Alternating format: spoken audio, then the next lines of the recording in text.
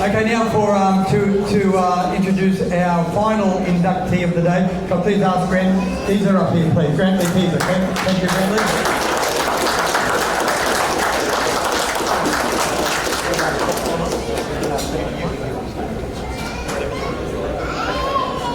Well, thank you very much, everyone, for the warm welcome, and it's been a fantastic day today. It really has. You know, I've had a very, very fortunate life. I was involved with boxing for nearly all my life. In the early 1980s, with people like Jeff Fennick and Jeff Harding, and was lucky enough to be involved with them when they won world championships. And I thought that was it when I came back to Queensland. But really, the best of me came in the later years, because I got involved with people like Steve Della and his fighters on their journey, and then of course with Noel Horne and Alex Leopai, seeing Alex become the #1 contender for the heavyweight championship of the world and fight for the world heavyweight title.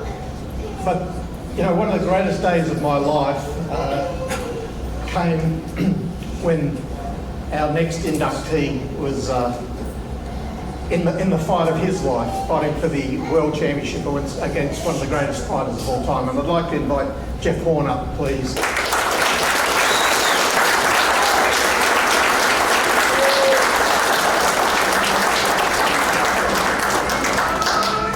And I'll do this before I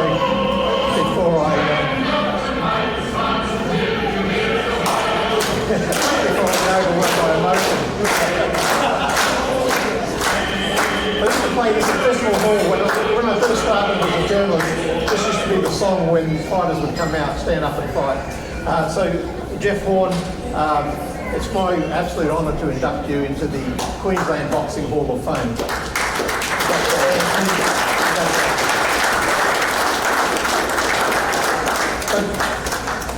If we just have a little chat to Jeff now, you know, Jeff is such a gentleman.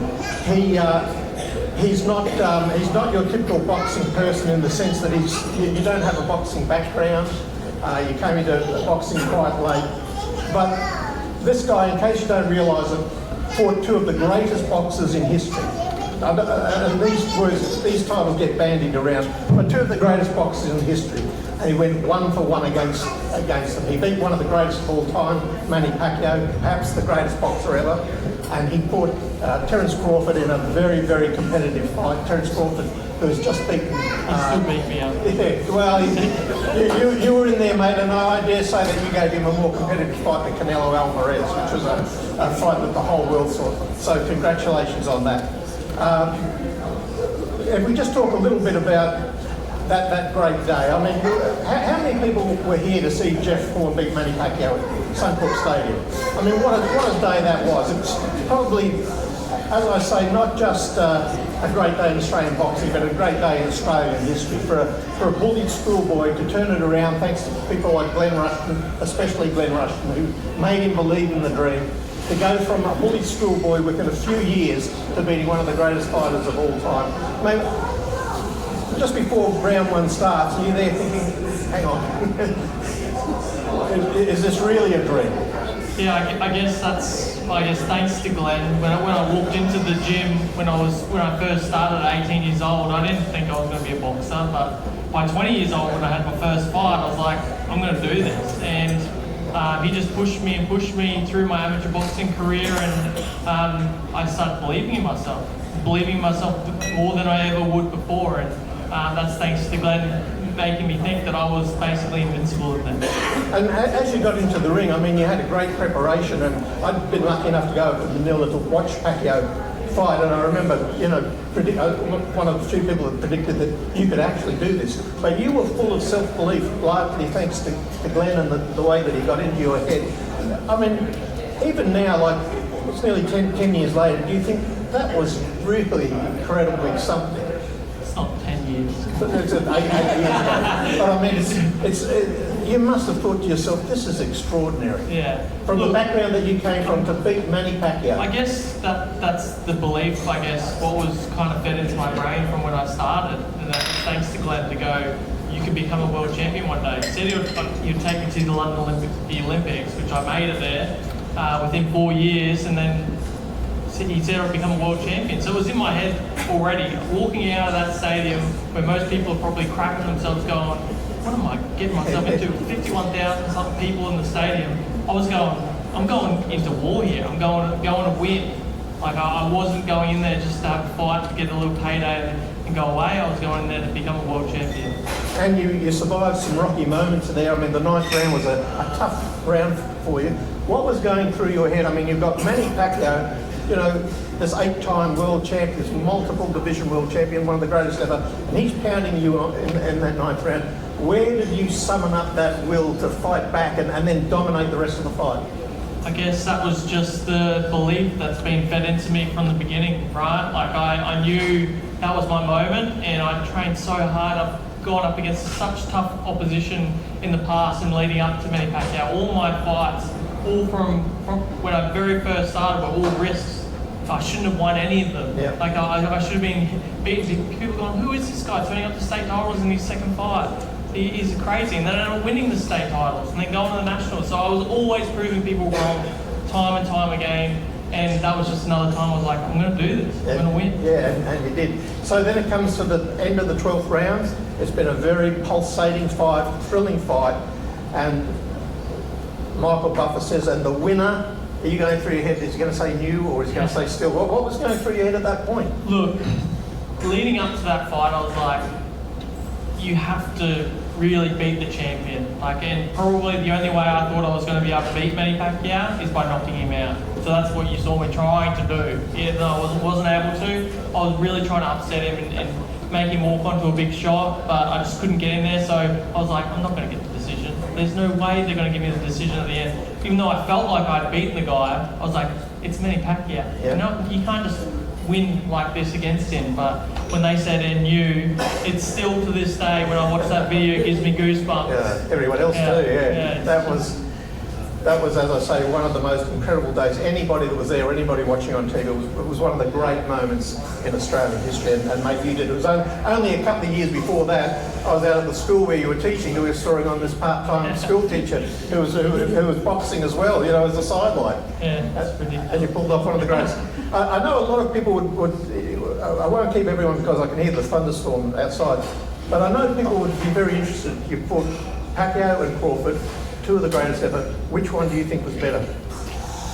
Well, I've got to say Crawford, right? He's the one that beat me and stopped me. So I was able to beat Manny Pacquiao, but I think it's style. Styles make fights, and that's with anyone.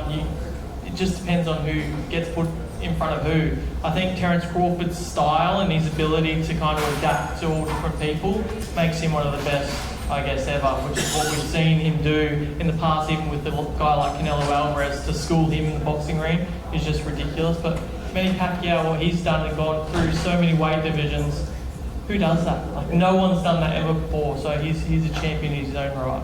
Yeah, and I know you want to pay tribute to people as well, but of course, you know, one of the great thrills for me in your career was to be involved with your family and Glenn and your dad and your brother Ben, who were great supporters, you know, and of course Joe, your wife, and your children.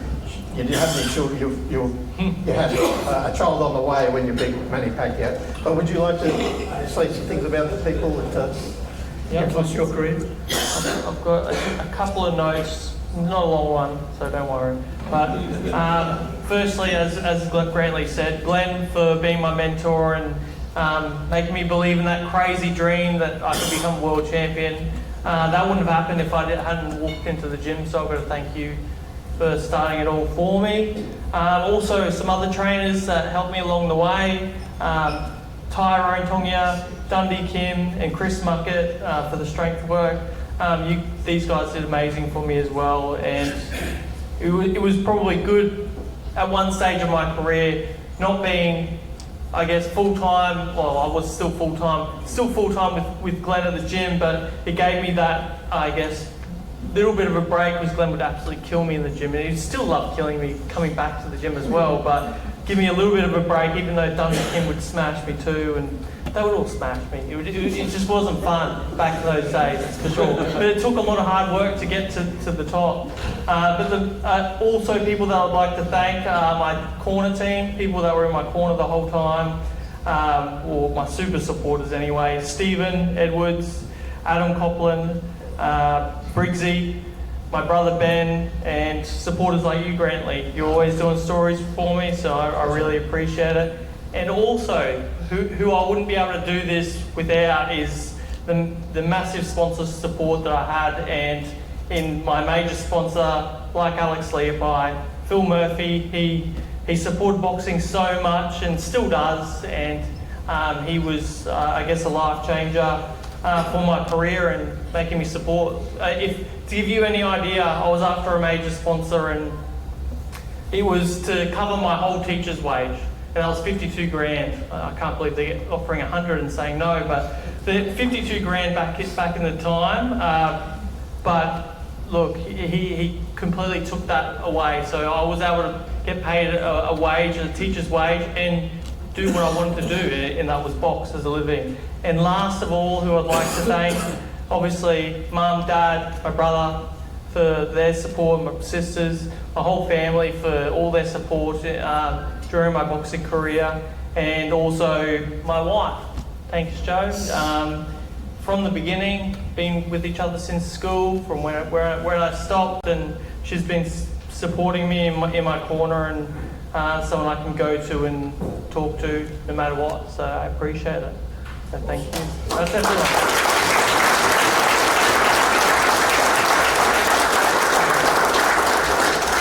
Well, congratulations again, Jeff, and thank you. And for me personally, thank you very much, everyone, for coming today. And it's wonderful to see so many great friends that I've made over the years. And as I say, being part of your journey was one of the highlights of my life, just as it was with Alex Leopi over there. You know, I'm just so grateful to everyone at the Hall of Fame for including me in these celebrations and these memorials. Thank you very, very much.